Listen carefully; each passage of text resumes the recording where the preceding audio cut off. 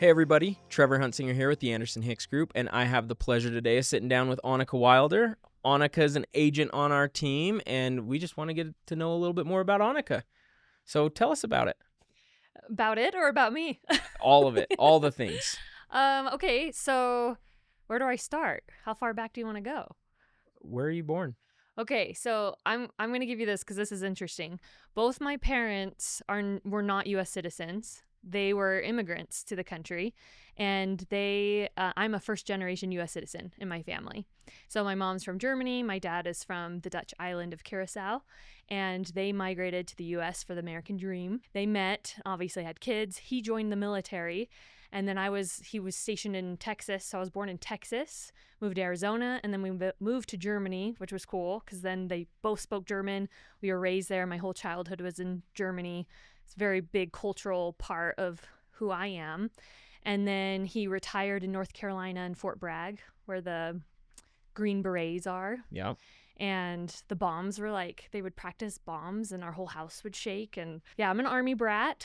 And he retired, and then we went to Utah and then found my husband, and we got married, and we wanted to get out of Utah. And we lived in Oregon for a while. I've been in California. I've been kind of all over, but we decided Idaho was the place to be. So we kind of started planting roots here in 2021. Okay. Yeah. And so 2021 moved from Utah? From Oregon. Okay, so Oregon. moved from Oregon Yeah. to Idaho. How'd you find East Idaho? Yeah, so funny. I never wanted to live in Idaho because I thought it was just brown. And I potatoes? Thought yeah, just cows. And this is horrible, but I thought there's nothing there. People are uneducated. It's like a hick town. I knew nothing about Idaho, and I lived in Utah for 15 years. So it's just kind of funny. And we got stuck in Idaho twice.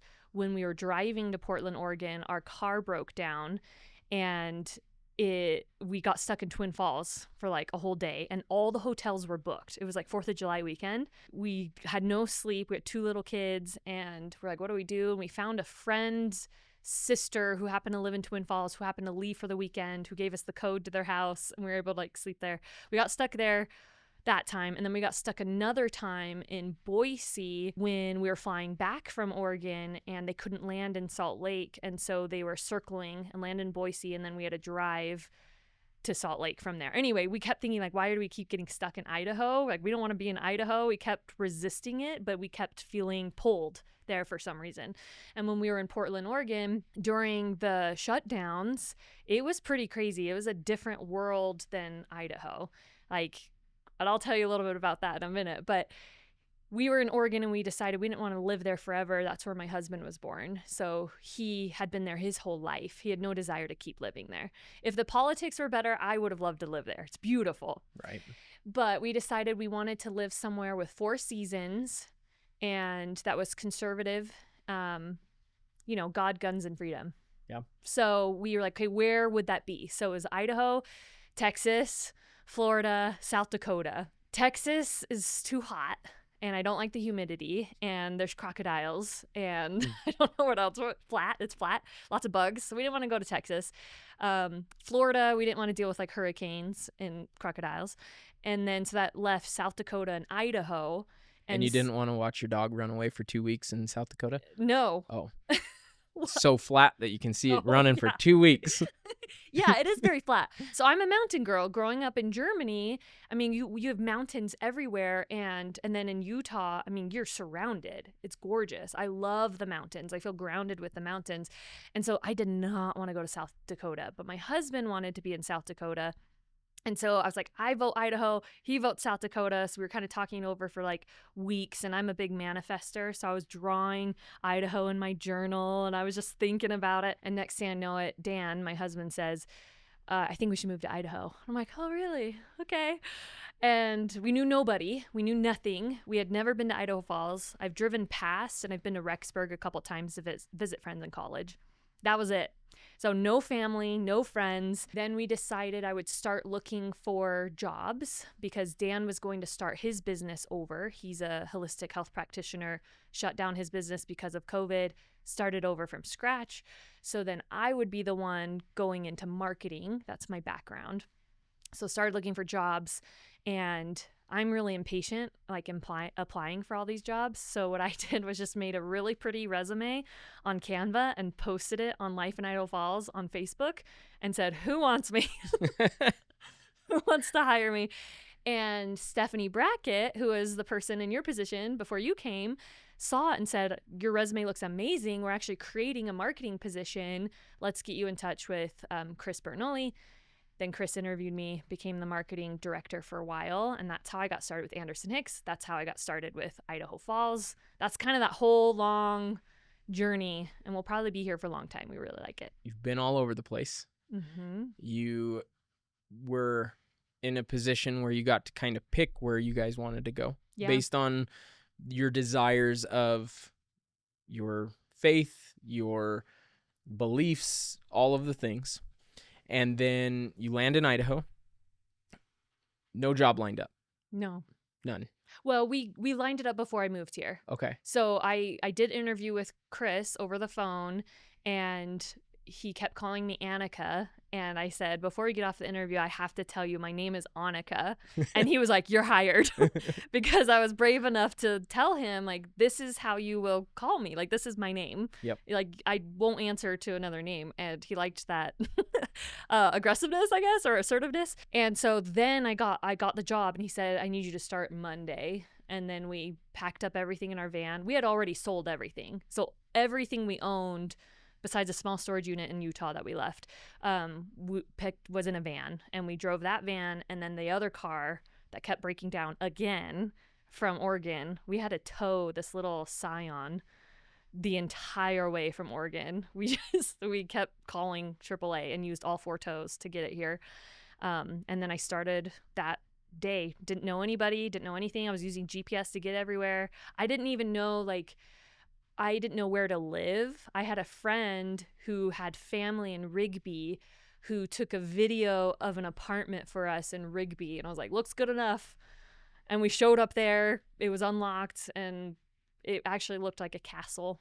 Yeah. Yeah. It was an old haunted house. And so you moved to Rigby to live. Yeah. And then so you had a little bit of commute. Yep. But I'm sure, like, coming from Portland, yeah, it seemed like it was a breeze getting to the work compared to driving around in the big city. Yeah, and we knew Idaho Falls was a small town, and yeah, Portland's crazy. I mean, the politics, the homelessness, the traffic. So yeah, it was great. 20-minute commute nonstop. It was great. Yep. So yeah, that was the start of it all. So started out in marketing with Anderson Hicks Group. Obviously have the background in marketing. Yeah. And what you just said, man, being an agent just looks like the world's greatest thing. Marketing in the past, full steam ahead, or what? No, I never wanted to be an agent. So how? I hate sales, and I don't want to be salesy, and I'm still not salesy. So what happened was Chris, who was my boss at the time, saw how ambitious I was, and he really took me under his wing. And he's like an uncle to me. And I mean, he's like an uncle to everybody. He's got the largest wingspan ever. And he really trained me a lot. And within 9 months of being in the marketing position, he was like, Anike, you're going to outgrow this position. I already know. And I said, no, like, this is what I know. I've done marketing forever. And I was like, what are you talking about? And he's like, you're way too ambitious. You're going to outgrow this position. And he was kind of asking me, like, what's your plan? Because when you're a W-2, there's only so far that they can keep paying you. There's only so far you can grow, unless I became like the CEO and then became an owner. But there wasn't an immediate need or track for that. So he knew my situation. I was super in debt because COVID shut down our business. So we had tens of thousands of dollars in debt. And so he knew he wanted to help. And he said, what if you became a realtor? Like, you would be really great at it. And I said, no, I don't want to be a realtor. I hate sales, and I'm working like nights and weekends all the time. And he laughed and he said, you already work nights and weekends, because I was so dedicated to my job. Even as a salaried position, I was still posting content on nights and weekends. I said, that's a good point. And he said, I'm not going to let you fail. And I was like, okay, let me just think about it. It took like another 9 months of thinking about it. And you were there. I mean, you joined the team just a few months after me. So you witnessed this whole thing of me going, I don't know, maybe I should. This is scary. This is crazy. I don't know. And I finally was like, okay, I'm going to do it. Finish real estate school, pass the first time. Nice. And I still, after passing the test, I still took time. I still was like, I don't know. We also had to figure out what we were doing with the marketing position. So there's a lot of talks. But the main motivation as I thought about it and as I talked to Dan about it was because there's this cap. And when you own your own business, there is no cap, right? But in a W-2 position, there really is kind of a cap. Like you can get raises and merit raises and things like that. But when you own your own business, you can get paid for as much as you work, as much as you put into it. So if I'm already working so hard, I know that I would reap the benefits. And I actually am an entrepreneur at heart. I just kind of suppressed it for a long time out of fear, and I had 2 little kids. But I mean, as a kid, I used to steal people's flowers and then make bouquets and sell it back to them. And that was my little business. And they had no idea. Like I would steal from different people's yards and fields in Germany, and I would create bouquets, and I made money. And my mom would be like, how'd you make all this money? I'm like, oh, I'm selling flowers. And so I've always had this entrepreneurial spirit. I wanted to be my own boss. I loved the idea of having this freedom. I never wanted to be a realtor. But because I was on this amazing team and I had this amazing support, I already was in the real estate business as a marketing director. I thought, well, let's try it. Let's try my own business and let's see if I can get my family out of debt while my husband built his business, which was really scary because then we were both business self-employed, no salary coming in. And that was the beginning of the real estate side. And another side of it is in 2018, we were trying to buy a house for like $70,000 in Ogden, Utah. It was a little house, 1 bathroom, 2 bedrooms, just a little rundown house in Ogden for like $70,000 or $80,000. And the agent was horrible. She was like this young agent on her phone the whole time, touring the house with us, or we toured the house and she just stood there. We're asking her all these questions as first-time home buyers and said, we're concerned, is that a big crack? And she was like, I don't know. And I was like, okay, what about this and this? And I said, I don't like this house and I don't know if this is a good investment. And she's like, okay, well, just, call me if you're interested. She didn't tell us that, your first home isn't your forever home. And this could be a great investment for you. And this could be the house to get you to your next house. Like she didn't coach us. She didn't tell us anything. I don't know if she was new or young, or I don't know what her deal was. But I knew I could be better than that. Yeah. And if I had bought that house, I could have sold it for triple, And Yep. so like, there's realtors out there that are terrible. And so that was a big motivating factor is I'm not going to go into it as a salesperson, even though technically we are. I'm not going in there as like a used car salesman. That's just not who I am. I'm going to go in there and help people make a wise investment, whether it's their first home or their forever home, because I wish someone did that for me. I would have purchased a lot sooner. Yeah. And you now are a homeowner. I am. Yeah. And you're able to get into your first home that you purchased, no longer renting. And in real estate, you've had a lot of accomplishments and milestones met since jumping from marketing manager into an agent. What was the most like gratifying accomplishment since you moved out of marketing manager into an agent? It was really cool because, like I said, I was tens of thousands of dollars in debt. And within my first year of real estate, I paid off all my credit card debt. And that had been a debt that had been hanging over my family since my son was born in 2017. And so from 17 to 2024, we had been in so much debt, and it's crippling because you pay $200 towards a card and it's $150 in interest. Yeah. And it's like impossible when you're on a fixed income. And so that was huge, paying off credit cards. And then our car broke down. Well, it didn't break down. Some lady ran into us and it got totaled because it was an old van and we were forced to get a new car. And I wrote a check for $10,000. I had never done that in my life. And it was scary because I was like, it's so nice to have $10,000 in the bank. but we need a new car. And so we did. I wrote $10,000. It was a used car, and we got this pilot, and it worked great for a while. So that was really gratifying. And then I heard it takes realtors a long time to start making sales. Mm-hmm. And my very first one, Judy Fail was her name, from an open house. And I just had this feeling. I was like, I know open houses work because I'm a people person, an in-person person, and I'm going to do open houses and I'm going to do video. Those are the two things. I knew I could do it.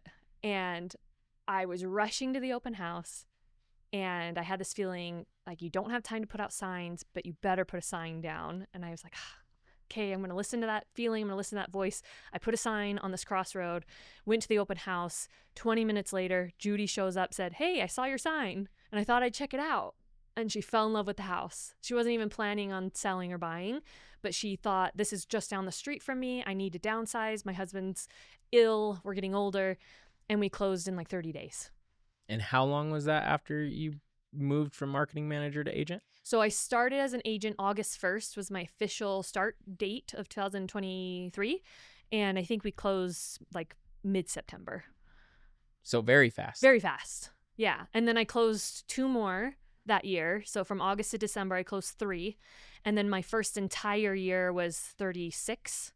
And then last year was 60. So I'm on track again to do 60 again, if not more. It's a lot. Yeah. That's a lot in itself. And then obviously you've said multiple times now, you've got kids. Yeah. And kids are busy. Yep. And so how do you manage that? Oh man. I mean, the team's amazing, because if I'm on a call and I'm going like this to my kids, the team will be like, come over here if I have to bring them to work. But it's hard. I mean, honestly, it was a huge sacrifice. And anyone that's going to start a business has to know, if you want to grow quickly, you can, but it is a huge sacrifice, and it is a grind. I said no to everything. I said no to my nieces and nephews' birthday parties in Utah. I said no to weddings. I said no to fun activities. It was Dan and I, my husband and I, were just working the entire time. I was pulling 70, 80 hours a week. I tried to get home in time to say goodnight to my kids before they went to bed. Didn't always make it. And it was hard, especially as a woman and as a mom, like, who are naturally nurturing. It was really, really hard, but I wanted to grow quickly because I was so tired of being in debt that I'm like, I'm going to go so fast and get over this debt so fast. And so the sacrifice was like basically a whole year of working crazy hours. But now that I have my business set up and business is rolling in, and I have repeat business and referrals, and YouTube is working for me, I'm able to be home with my kids more than I was in the marketing position. So first, the sacrifice, then second, the freedom that comes with the grind. Yep. And you definitely get to spend a lot more time with those kids. Mm-hmm. They're awesome. Yep. And you and your husband have worked tirelessly at getting his business up, and recently he opened the doors to an actual brick and mortar location, which was super exciting. Yeah. Had a ribbon cutting event, and such a cool story. Yeah, I'm super grateful for it. And some people like kind of have this bad taste in their mouth about realtors because they're like, you're just doing it for the money. But it's actually any sales. It's any job. It's any job. But it's really any business that you own. Mm-hmm. And as a realtor, you own a business. Mm-hmm. And we on the Anderson Hicks team, we treat it like a business because it is. Yep. Like, I have an S Corp and I'm my own employee, but I have a business, so I treat it like a business. And in order to have a successful business, you have to put the work in. But if you put the work in, you can make a lot of money, but you can help a lot of people and then still have the freedom to take off a random Wednesday and go to a water park or the amusement park or sleep in bed all day if you want, because it's your own business. Yep. So you have the freedom to do that. And I knew I could do that. It didn't have to be real estate specifically, but I was in the real estate world already, and I thought that this would be a great avenue. And I wanted to do something that would help me to grow. And I was surrounded by people who believed in me and they weren't going to let me fail. And that was a huge part of it, because growing a business on your own is harder than growing a business with people. Right. Yeah. It's always hard being on an island Mm-hmm. and having a team Yeah. that you're surrounded by that is obviously, everybody in the office. Pretty much everybody I've sat down and talked to brings up, like, we truly are like a giant family. Yes. Like, everyone has their own personalities, everyone has their own quirks, but it all meshes and blends so well, which is why the clients get to feel a great experience from you as an agent and from the agents on our team, is because we're all here with a common goal, and it's to Yeah. help people get into a home. Mm-hmm. So, Exactly. Yeah, I love our team. It is like a family, and I have a listing coming up that you know the people of in Pocatello. oh And they're like, yeah, "Oh, we love Trevor," and yeah, that helped me get the listing. Yeah. So like we're a big family and we support one another. I think that's huge. But if you don't have a team, have a mentor if you're going to start a business, because Yeah. you need someone to go before you. And Chris was my person that went before me and showed me the ropes, and he was like, do exactly as I say. Yeah. It's like, do 3 open houses a week, and I did more. Yep. And I did video, and it works. It works if you Yep. believe in yourself and you listen to the people that have succeeded before you and follow what they did. Like, it works. Yep. It absolutely does. And I mean, you proved it. You didn't have sales experience. You had experience in marketing, and you loved being around people. You blended your work ethic with those two things, and you have become a very successful real estate agent and business owner. Mm-hmm. And super cool to see. So congrats. Good Thank job. you. Thank It you. is. It's awesome to see your success and what you've been able to do over the last few years. So with the real estate, Mhm. if someone was watching right now and they're like, hey, we're thinking to possibly buy a home or sell a home, what would be the number one piece of advice that you would give to them, and why that advice would lead them into wanting to work with you and Anderson Hicks Group? Mm-hmm. Oh, man. See, I always talk too much because I have so many things that I would tell people, but I would say people always ask, when's the best time to buy? And that answer is always when is best for you. And so I get really personal with my clients. I say, okay, let's talk about your situation. How many kids do you have? Do you have dogs? What kind of debt do you have? What kind of work will you have in the future? Will you have more children? Will you have other families visiting? Like, what are your personal needs? What's your situation now? So we do kind of a deep dive of their current situation, so then I can guide them, because buying isn't actually for everybody. Mm-hmm. And sometimes it might not be the best move for them. If they're like, oh, we're just going to be here for a few months, like, well, then it might not make sense to buy, Right. unless you want to rent it out, build a portfolio. So I get really, really personal. The other thing is always talk to a lender. I mean, because people really get excited to look at houses, and they'll call me and say, hey, I found you on YouTube. I want to go see this house right now. I say, I would love to show you that house right now, but I really hate for you to fall in love with that house if I don't know how much house you can afford. So let's talk to a lender first, so we know exactly what our ceiling is, and then we can go to town and let's go look at houses. First, talk to a lender, save up some money, because it costs money to buy a house. Yeah. I mean, you need a down payment, even if it's just a little bit. You need Yep. something. There's closing costs. You might need furniture, U-Haul costs. So save some money, talk to a realtor and a lender sooner than later, so that we can help create a success plan and get you on that right path to make the move smooth. And so then what you're saying is, unless like I'm ready to go right now, I don't really need to reach out to you? Or should I do that well in advance of, hey, I'm thinking about starting the process? Is that the best time to reach out? So yes, call me, because you can tell me your credit and how much you owe and things, and I can already tell you, okay, we're going to need to work on the credit before we even get you to a lender. But there's a lot of people who call me who already sold their home, already have a pre-qualification letter, and they're on their way to Idaho and say, I have $500,000 in cash and I'm ready to buy a house. Will you show us houses? Yeah, let's go look at houses. They're already ready, but it wasn't their first time. They had known Right. what to do.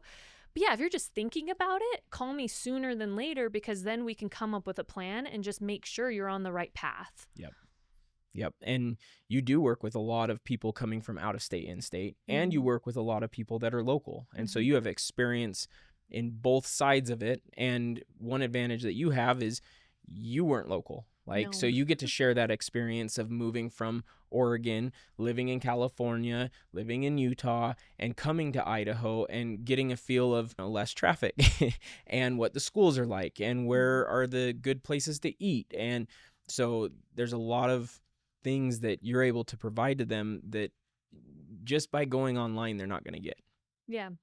Yeah, exactly. I actually do specialize in helping people move here from out of state because it's a service that I can provide. A lot of realtors will work in the niche that they are familiar with. So new realtors will work with a lot of first-time home buyers, which I did for a long time and I still do. Just because you niche down doesn't mean you only help those people, but it's who you kind of market to. And so I decided to market towards people moving here from out of state because when I was moving here, there wasn't actually a lot of resources online. I was like, what is Idaho Falls like? Like, what am I getting myself into?